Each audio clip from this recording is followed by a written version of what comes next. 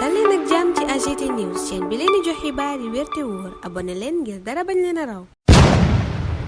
AGT News dalee nag jàmm mbokki internet yu AGT News maître Ciré Clédor Ly di avocat Ousmane Sonko xamle woon na ni client am dafa nekk ci coma wérgu yaramam sutante lool ba waral njàqare daal di ci am yu ci bëri te itam jaaxle ndax benn communiqué boo xam ne ñëpp a ngi koy gis ci réseaux sociaux yi muy daal di circuler muy loo xam ne daa tukkee ci administration pénitentiaire jëm ci ministère de la justice ngir addu ci jafe-jafe yi Ousmane Sonko yi mu nekkee ci hôpital principal bu Dakar waaye mu am ci itam benn bataaxal boo xam ne procureur de la république daal dina koy def ngir tijji aw l'enquête xam ñan ñoo daal di fésal boobu lépp bataaxal nga xam ne kenn waru ci woon teg gët ndax dafa nekk loo xam ne daa am ay données personnelles ñaari bataaxal yëpp lañ leen di wax lan moo ci daal di nekk bu ñu noppee di kat ci suñu jàngat bu leen fàttee abonné waaye itam ngeen aimé vidéo bi ngir ñu bëree bëri daal di ciy mën a jot bataaxal bi nga xam ne nag moo tukkee ci administration pénitentiaire ñëpp gis ko ci réseaux sociaux yi moo nekk nii ngeen di teg gët lañ ca wax mooy ñu ko jagleel du kenn ku dul ministre bi nga xam ni moom la ñu dénk lépp lu ñeel wàllum yoon nekk ku bees di Aïssata Tall Sall remplacé fa ka fa nekkoon di Ismaïla Madior Fall nga xam ni coowam bëri woon na lool ci mbiri Ousmane Sonko ba ni mu nekkee jamono ji ci loxoy yoon rawatina nag coowal contumace ak lañ ko génne woon ca liste électorale ya boobu lépp bataaxal ñu jagleel Aïssata Tall Sall kee nag ci direction générale de l'administration pénitentiaire di ko daal di xaatim di directeur général ba moom moomee di wuyoo ci turu colonel Abdoulaye Diagne kaddu yi mu yëkkati mooy situation médicale bu Ousmane Sonko mooy li tax a jóg bi lépp bataaxal maanaam tolluwaayu Ousmane Sonko ci wérgu yaram ca lay daal di addu référence ba nga xam ne jël na ko maanaam ci li mu sukkandiku moo di compte rendu bu médecin commandant médecin chef de l'administration pénitentiaire bi mu def ci ñaar fukki fan ak ñeent ci weeru octobre bi ñu daal di nekk mu ne ko madame le ministre j'ai l'honneur de vous rendre compte de la situation médicale du détenu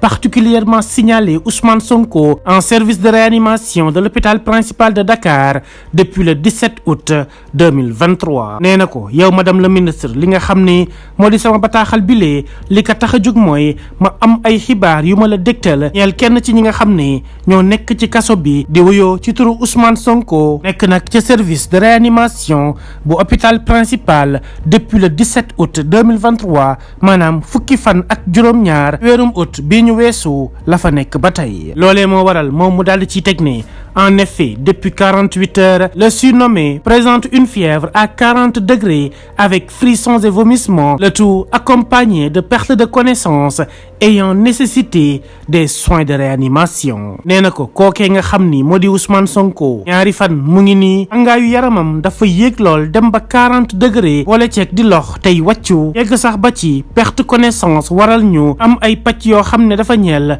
mbirum réanimation ñu daal di ko koy defal moom ba tey ma ngay wéyal naan la cause de la fièvre n'étant pas encore connue malgré un bilan biologique une antibiothérapie probabiliste a été démarrée la waral yaram buy tàng ba nag ñoom xamaguñu ko loolee moo tax am na ay pàcc yoo xam ne daal dinañ koy tàmbali jëmale ko ci moom ndax situation am compliqué na loolee sax moo tax mu teg ci yile kaddu il est aussi à noter qu'en dehors des épisodes de perte de connaissance monsieur Ousmane Sonko tient des propos délirants et incohérents maanaam ñoom nee nañ bu weesoo loolu yëpp ñu lim jëm ci Ousmane Sonko li muy perte connaissance ak yi ci topp léeg-léeg dafay daal di yëkkate ay kaddu yoo xam ne dafay niroo kaddu koo xam ne àndul ak xelam loolee moo waral mu daal di ci teg ne il exprime le souhait de retourner à la maison de correction de Sébikotane malgré son état de santé délicat qui nécessite d'après le médecin-chef de l'administration pénitentiaire son maintien dans un service de réanimation maanaam Ousmane Sonko moomule daa bëgg a delluwaat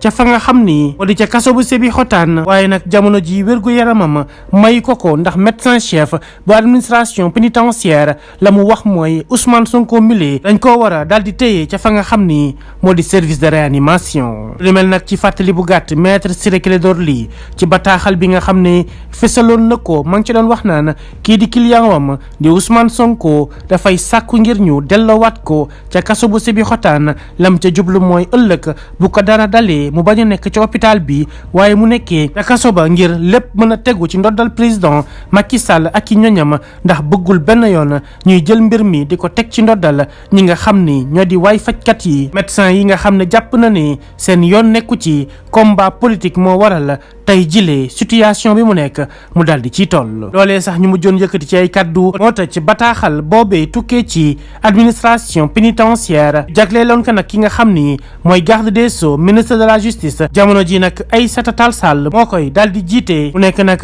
aw communiqué boo xam ni fës na lool ci réseaux sociaux yi. loolee moo waral procureur de la république am aw tontu boo xam ni def na ko jëmale ko ci ñi ko dal di fësal moom ma ngay wax naan il a été relevé la diffusion sur des supports de communication d'une correspondance administrative et interne émanant de la direction de l'administration pénitentiaire et adressée à madame la garde des sceaux ministre de la justice. la mu bëgg a wax foofu mooy daa am benn bataaxal boo xam ne dañ ko jaaralee ci ay xarala yu ñuy tasee xibaar te mu nekk nag loo xam ni administration pénitentiaire la tukkee waroon dem ci ministre bi ñu dénk lépp lu ñeel wàllum yoon. loolu nekk nag mbir moo xam ne ñoom rafetlu wuñu ko ñaawlu nañu ko ñoom nag jàpp nañ ne mbir mi waruñ ko woon fësal moo tax ñu ne outre la violation des droits du détenu, ces faits d'une particulière gravité constituent toute une panoplie d'infractions relatives à la diffusion de données à caractère personnel. procureur nee na bu weesoo li ñuy salfaañee ay àqu Ousmane Sonko moom mi détenu bi maanaam moom mi nekk ci kaso bi jëf jile dafay méngook ak lépp loo xam ni ay ñaawteef la ñeel tasaare xibaar boo xam ne dafay fësal suturas jàmbur. loolee moo tax mu daal di ci dolli ne face à cette situation le procureur de la République a ordonné immédiatement l'ouverture d'une enquête pour identifier les acteurs de cette publication et toute personne impliquée aux fins d'engager des poursuites judiciaires à leur encontre. moom procureur moom mooy wax naan ak lii nga xam ne def nañu ko moom la mu digle mooy ca saasa nañu tijji aw enquête ngir mën a xam kan wala ñan ñoo def mbir mu ni mel. képp rek koo xam ne saw loxo laale na ci xamal ne dinañ la topp ci wàllum yoon ngir mën a am ay daan yu ñuy jël teg ko ci sa kaw. loolee mooy bataaxal bi nga xam ne procureur de la république def na ko jëmale ko ci mbir moomu fës ci réseaux sociaux yi. nii la mbir yi demee nekk na nag situation boo xam ne Ousmane Sonko d'abord la ci ñëpp di xalaat moom moomee nga xam ne mën nañ jàpp ne bakkenam mi ngi ci xottu gerte